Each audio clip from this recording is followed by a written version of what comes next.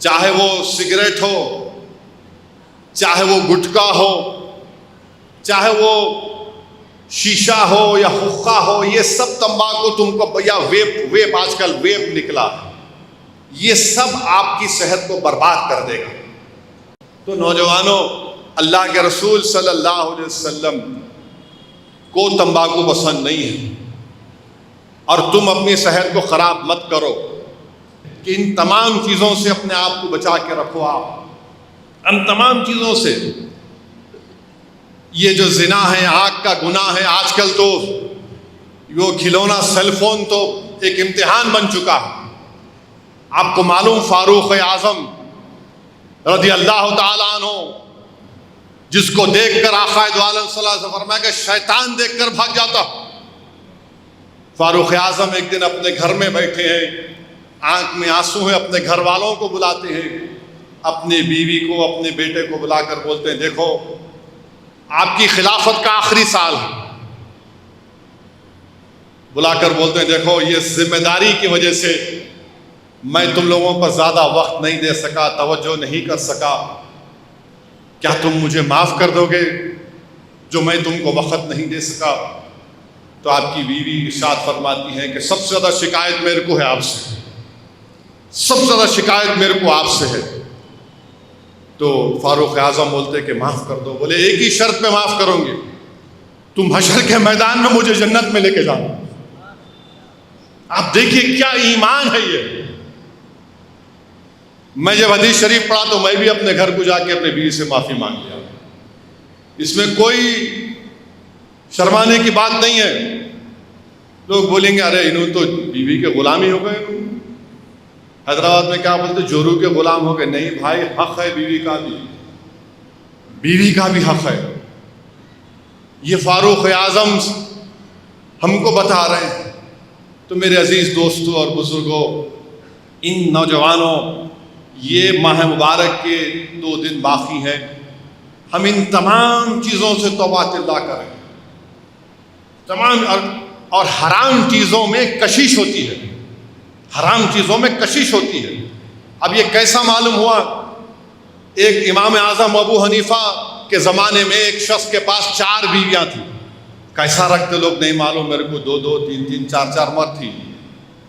رہتے لوگوں کو رہتا، دل ہونا پڑتا، انصاف کرنا پڑتا، مذاق کی بات نہیں۔ خیر وہ 4 تھے، تو انہوں بولے کہ اگر میں تم لوگوں کو کبھی بھی گھر کے دروازے پر بے پردہ دیکھا یا گھر کی چھت پر بے پردہ دیکھا تو میں تم کو طلاق دے دوں گا۔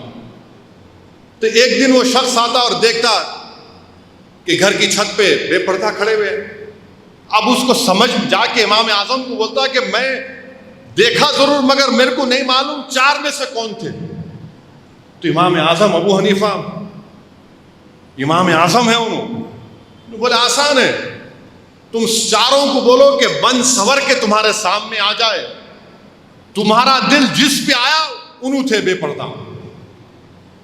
اچھی بات ہے، وہ حکم دیے، بولے تو 4 بیویاں بن سور کے آ گئی، اور جس پہ ان کو دل آ گیا، بولے کیا تم تھے نہیں تھے چھت کے اوپر؟ بولے ہاں میں تھے۔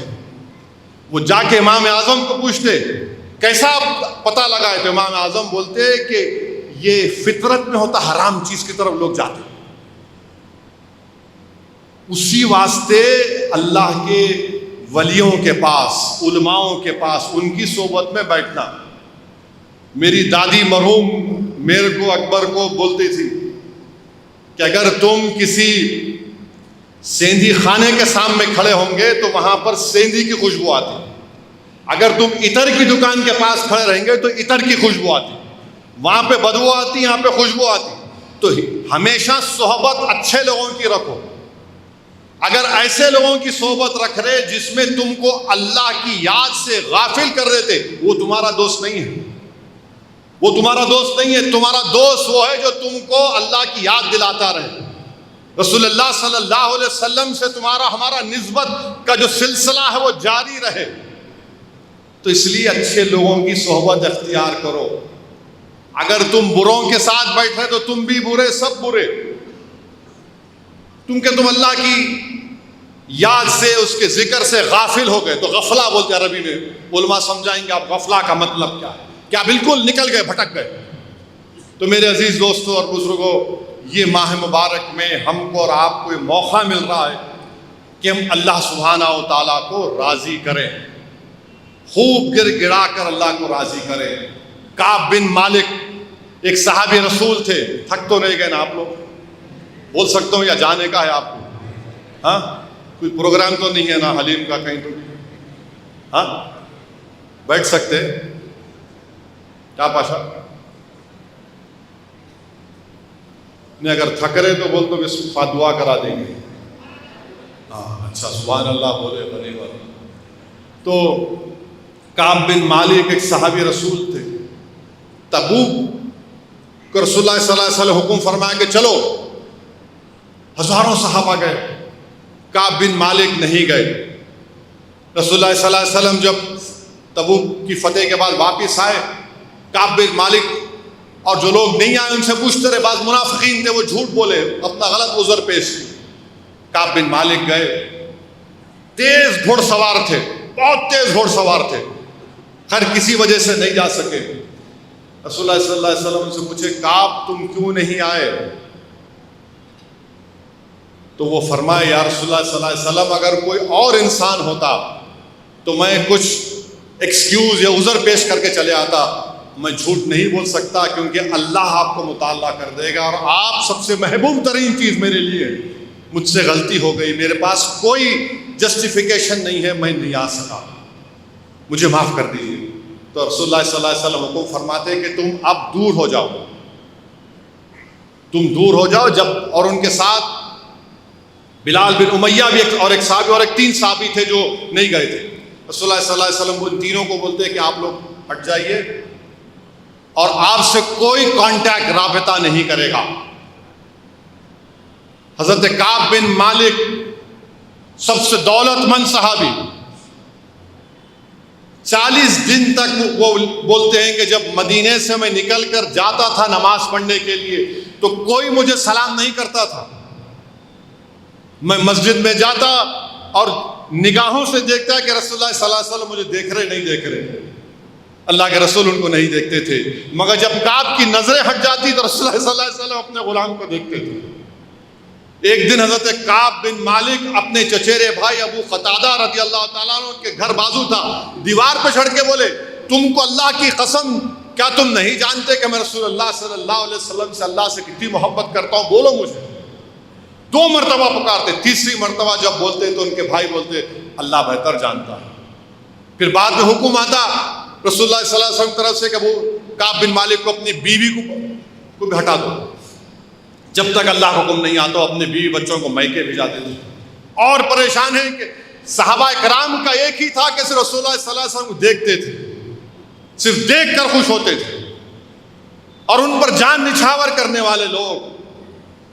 تو 50ویں دن جب وہ اپنے گھر کی چھت پر لیٹے ہوئے تھے, پکارنے والے نے پکار کر کہ آؤ خوشخبری ہے, کعب سجدے میں گئے. رسول اللہ صلی اللہ علیہ وسلم کے پاس جا کر کیا بولتے, اللہ کے رسول آپ معاف کریں, اللہ میرے کو معاف کرا.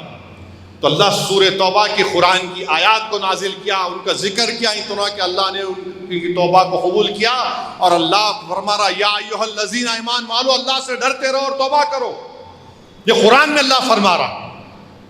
حضرت کعب نے کہا رسول اللہ صلی اللہ علیہ وسلم اپنی ساری دولت کو میں صدقے میں دے دیتا ہوں. اللہ کے رسول صلی اللہ علیہ وسلم فرماتے کہ تھوڑا رکھ لو اپنے لیے, تھوڑا رکھ لو اپنے لیے. تو خیبر میں جو مال ملا تھا وہ رکھ لیتے. تو میرے بھائی اللہ کی رحمت جوش میں ہے, توبہ کرو. توبہ لا الہ الا اللہ ہے, توبہ دلوں کا سوز ہے. جب کوئی توبہ کرتا ہے تو ایسی آگ ہے جو آپ کے اور ہمارے گناہوں کو جلا کے خاک کر دیتی ہے. جب کوئی توبہ کرتا ہے تو توبہ لے جا کر اس کو اللہ کے سامنے ڈال دیتی ہے, جھکا دیتی ہے. تو میرے عزیز دوستوں اور بزرگوں, جتنے دنیا میں لوگ بڑے بنے نا, دولت کے اعتبار سے نہیں دینی اعتبار سے, تو وہ توبہ کے دروازے سے گزر کر بڑے بنے. تو میرے عزیز دوستوں اور بزرگوں, اس ماہ مبارک کی چند لمحے باقی ہیں, ہم اس کا فائدہ اٹھا لیں. کل بھی تاخرات ہے, کل بھی شب قدر ہو سکتی ہے، اسی لیے اس کو غنیمت جانیں۔ اور میں آپ سے ایک بات کہہ رہا ہوں کہ کثرت سے فلسطین کے لیے دعا کریں۔ ہم فلسطین میں نہیں ہیں، مگر مسجد اقصیٰ بیت المقدس ہمارے اندر ہے۔ ہم فلسطین میں نہیں ہیں، فلسطین ہمارے اندر ہے۔